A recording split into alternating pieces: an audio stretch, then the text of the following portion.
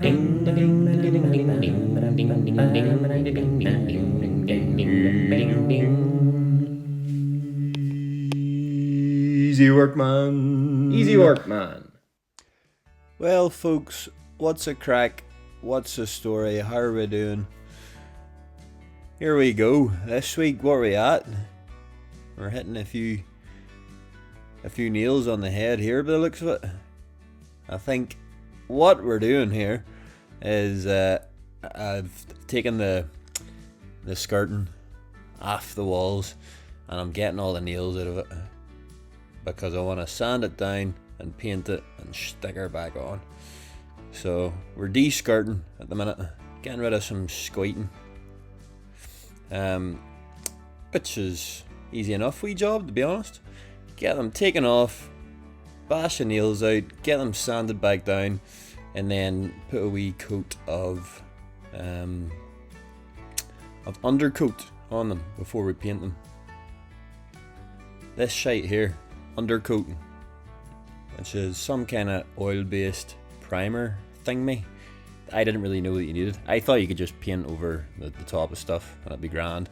But I actually tried that and it just started chipping off.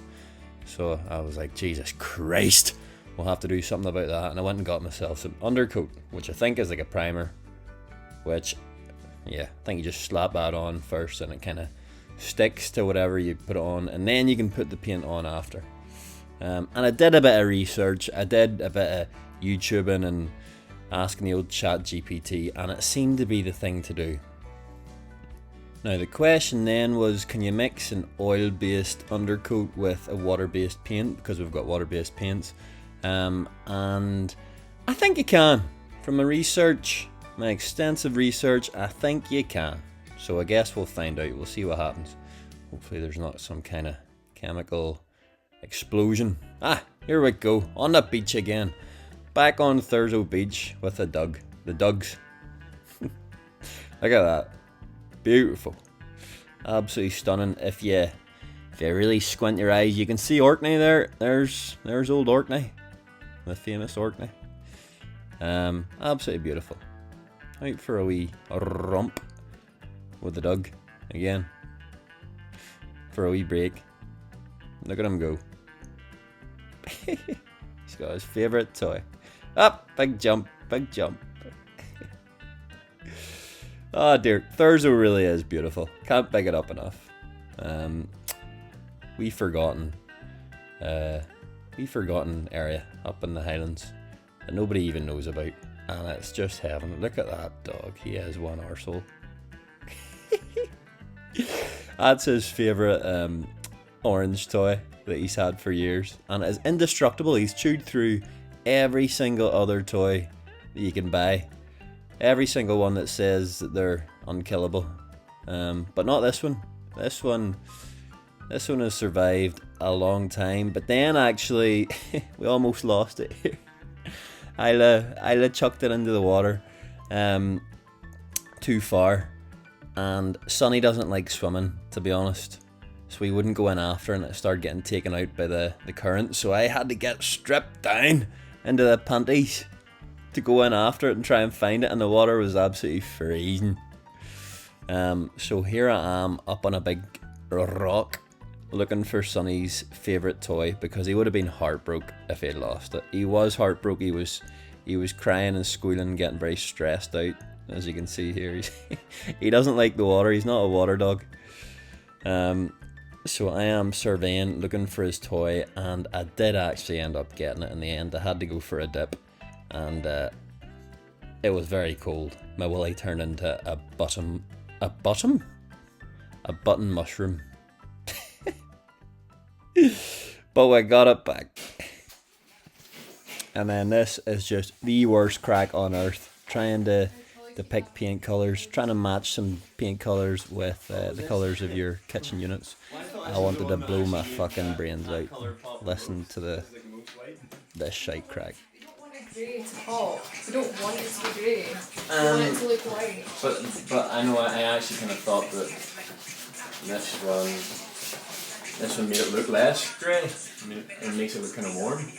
Whereas I think those ones make it look more grey. Come look at it. David, how can this make it look great if all the walls are these colours and everything is like the one colour? These are white. I think I'm just saying. Why is this? I'm just not sure that. I think that just makes it all look too grey. No, I think this makes it all look white. Right. To look grey. But I think this makes it look grey. This is where we differ. No, it only looks grey because you're comparing it to white. Like that looks pretty like. That just makes it all look kind of grey. In my opinion. So if you're at. What do you reckon? Wait, after. So these are all colours of white, shades of white. Yeah. And we're trying to figure out which one to go with this. You could do with some light on the matter, couldn't you? It would help, like, but I guess. Light on the back of you. But I guess there's going to be times. Yeah, no, I do. I agree. That looks. And That's a grey one, and that's a very, very slight tingy grey in that colour. Yeah, so kind of looks it look Like that, yeah. like white or something. So That makes that it one look looks more really- yellow. That looks yellow. It does look to me. yellow. And that looks grey. Yeah. Whereas this one kind of looks. No, like I it's the agree. Yeah, same. and that light looks completely different than Yeah. whenever I'm seeing it with You my can't. eyes. Yeah, you obviously don't have very good. It's like. Like this. So These glasses. it looks completely different Yeah, in so that now- though than in. I can see grey in that. Yeah. Yeah. Slight grey in it. So I'm preferring the grey. Talk about first world problems. How grey is your grey? Ugh. Oh dear. Exciting stuff. Anyway, on to doing some paneling. This is what is going to make this house look beautiful. So we want to make it look cottagey. So we wanted to put some paneling on the walls. But we also didn't want to spend a fortune. You can get that kind of, what's it called, shiplap? Like the like thin wooden panel strip things that go on the side of the walls, and it all looks very cottagey. You can get that, but it all adds up, and if you're doing it in the whole house, it gets really expensive. So we just got ourselves a load of MDF boards just like that, and we're gonna make some panels and paint them, and it's gonna give a nice effect and look ever so cottagey. But this was me not having a clue how to use the nail gun, which was a bit embarrassing. So I had to ask James the electrician how to do it, and he showed me, and I still didn't know how to do it.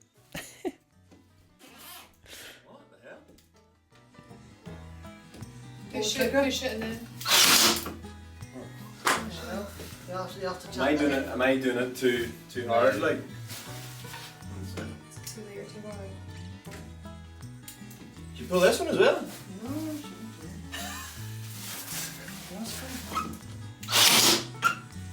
You just hold it in Uh-huh. and then like, do it at the Right, same time. okay, Probably okay. Alright, so yeah.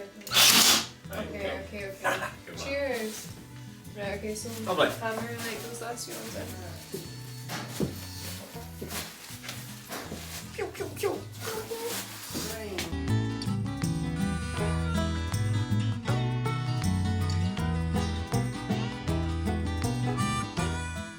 So me and Isla were double teaming this wall a bit here with the paneling. Is double teaming, is that rude? I don't know. But we're absolutely double teaming it, like. And we got through the bedroom pretty quickly. She was kind of measuring up and telling me where to put them, and I was getting them glued on and then nailed in with the nail gun too. So I used a bit of grab adhesive from the old screw fix, a few dollops of that, and then a few pings of the old nails, and they seemed to be on pretty secure. So I bet the old double teaming. Bish bash bosh. Easy work, man, to be honest. Or so you would think. We actually ran into a few problems, but we can chat about that another time. Anyway, this is what the room had looked like before. Absolute dungeon.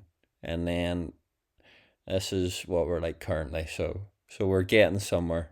We've got some flooring down, walls a bit painted, bit of paneling done. Still looks a bit scary, but better than the dungeon before. So anyway, that's us for this week. Take her easy, folks. Smell yous later. Hasta la vista. Bye bye.